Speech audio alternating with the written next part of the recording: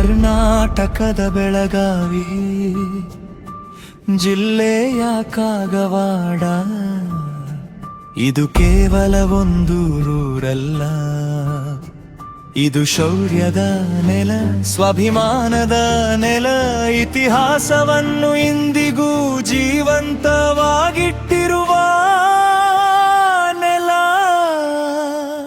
ಭಾನುವಾರ ಜುಲೈಯಲ್ಲಿ ಮೂಳ ನಕ್ಷತ್ರದ ಶುಭ ಮುಹೂರ್ತದಲ್ಲಿ ಕಾಗವಾಡದ ಐತಿಹಾಸಿಕ ಕಾರು ಹುಣ್ಣಿಮೆ ಹಬ್ಬ ಆಚರಿಸಲಾಗುತ್ತಿದೆ. ಆದರೆ ಈ ಕಾರು ಹುಣ್ಣಿಮೆ ಕೇವಲ ಒಂದು ಹಬ್ಬವಲ್ಲ,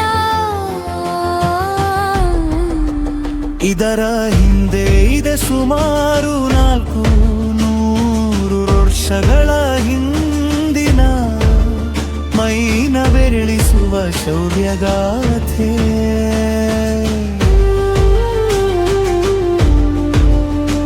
ಸಗಗಾರಿಯ ಸತ್ತು ನಿಧಾನವಾಗಿ ಹೆಚ್ಚಾಗುತ್ತದೆ.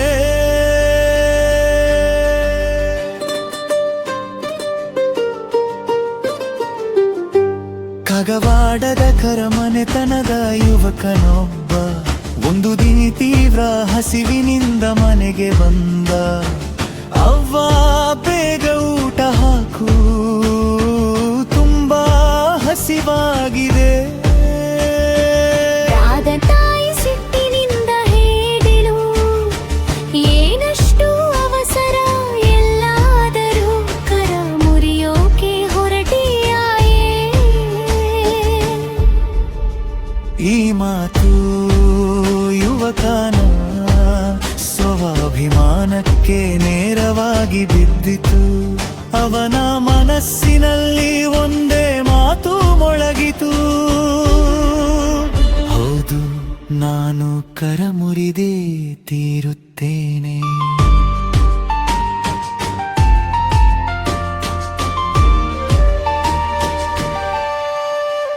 ಅದೇ ದಿನ ಮಹಾರಾಷ್ಟ್ರದ ಗಡಿಯಲ್ಲಿರುವ ಬಡ ಗ್ರಾಮದಲ್ಲಿ ಬೆಂದೂರು ಹಬ್ಬದ ಮೆರವಣಿಗೆ ನಡೆಯುತ್ತಿತ್ತು. ಶಸ್ತ್ರಸಜ್ಜಿತ ಕಾವಲುಗಾರರ ನಡುವೆ ಬೆಳ್ಳಿಯ ಬಾಳ ಬಟ್ಟಲ್ ಭವ್ಯವಾಗಿ ಸಾಗುತ್ತಿತ್ತು. ಕ್ಷಣ ಮಾತ್ರದಲ್ಲಿ ಆ ಯುವಕ ಜನಸಂದಣಿಯೊಳಗೆ ನುಗ್ಗಿದೆ. ಬೆಳ್ಳಿಯ ಬಟ್ಟಲನ್ನು ಎತ್ತಿಕೊಂಡು ಮಿಂಚಿನ ವೇಗದಲ್ಲಿ ಓಡತೊಡಗಿದ.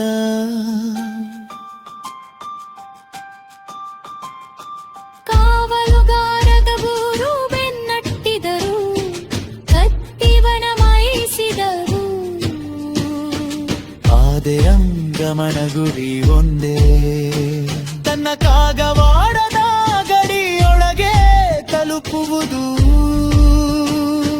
ಸಂಜೆ ವೇಳೆಗೆ ಅವನು ಕಾಗವಾಡದ ಪಾಡಿರ ಮಳಿತು ತುಗಿವ. ಆದರೆ ಮಾಗಿಲು ಮುಚ್ಚಿತ್ತು. ಅವನು ಕೂಗಿದ, ಬಾಗಿಲು ತೆಗೆಯಲಿ, ನಾನು ಕರ ಮುರಿದಿದ್ದೇನೆ, ಬಾಗಿಲು ತೆರೆಯಿರಿ. ಕ್ಷಣಾರ್ಧದಲ್ಲಿ ಚಿಕ್ಕ ದಿಂಡಿ ಬಾಗಿಲು ತೆರೆಯಿತು. ಯುವಕ ತನ್ನ ತಲೆಯನ್ನು ಒಳಗೆ ಹಾಕಿ ಪಿಂಡೆಲ್ಲಿಯ ಬಟ್ಟಲನ್ನು ಕಾವಲುಗಾರನಿಗೆ ನೀಡಿದ.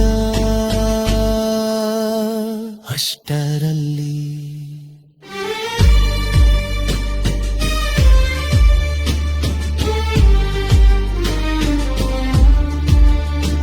ಬೆನ್ನಟ್ಟಿ ಬಂದ ಕಾವಲುಗಾರನ ಕತ್ತಿ ಮಿಂಚಿನಂತೆ ಬೀಸಿತು.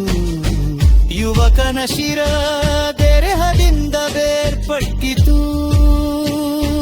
ತಲೆ ಊರಿನ ಒಳಗೆ ಬಿತ್ತು, ಬರ ಊರಿನ ಒಳಗೆ ಬೀತು. ಕಾದರೆ ಆ ಕ್ಷಣದಲ್ಲಿ ನಡೆದದ್ದು ಇತಿಹಾಸವಾಯಿತು. ಆದರದಿಂದಲೇ ಧ್ವನಿ ಕೇಳಿಸಿತು, ಎಲ್ಲಿಯವರೆಗೆ ಕಾಯ ಹಾರಾಡುತ್ತದೋ ಅಲ್ಲಿಯವರೆಗೆ ನನ್ನ ಕಾಗವಾಡ ನೋಡುತ್ತದೋ. ಈ ಮಾತು ಕೇಳಿ ಕಾವಲುಗಾರರು ಬೆಚ್ಚಿ ಬಿದ್ದರು. ಅವರು ವಾಗಡವನ್ನು ನಾಯಕತ್ತೂರಿ ಹೋದರು. ಅಂದಿನಿಂದ ಕರತೊರಡಿಂಬ ಸೂರ್ಯಗಾಥೆ ಕಾಗವಾಡದ ಮಣ್ಣಿನಲ್ಲೇ ಬೆರೆತು ಹೋಯಿತು. ಸೂರ್ಯವೆಲ್ಲಿ ಇನ್ನೇನೋ ಕಾರು ಹಣ್ಣಿದಂತಿನ ಕರುಗೋರೆ ಕನದಾಗಿಲಾಗಿಲಾಗಿ ಕಾಯುವ ತರುತ್ತಲಿದೆ. ಆ ಬಲ್ಲಿಯ ಬಟ್ಟಲು ಹಸ್ತಾಂತರಿಸಲಾಗುತ್ತದೆ. ಎತ್ತುಗಾವಿ ಮರಿದೆ ನೆರೆಯುತ್ತದೆ. ನಾನಾರಿಗೌರಗೊಟ್ಟನೆ ಜನರು ಕಯ ಘೋಷಣಾರುತ್ತಾರೆ. ಮೆಟ್ಟಲು ಬಣ್ಣಿವಾದ ಕಣ್ಣುಗಳು ನಿರಾಶೆಯನ್ನು ಯಾವಳಿತ್ತು ರಾಕಿರನ್ನು ಕೊಟ್ಟದು. ಅಧಿಕಾರ ಹೊಂದಿರ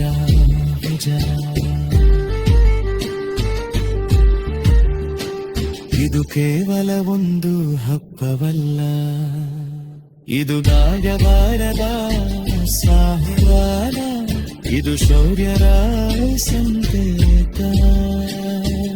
ಇದಕ್ಕೆ ವಾದದ ನೆನಪ ಎತ್ತ ಎಲ್ಲ ಜಾತಿ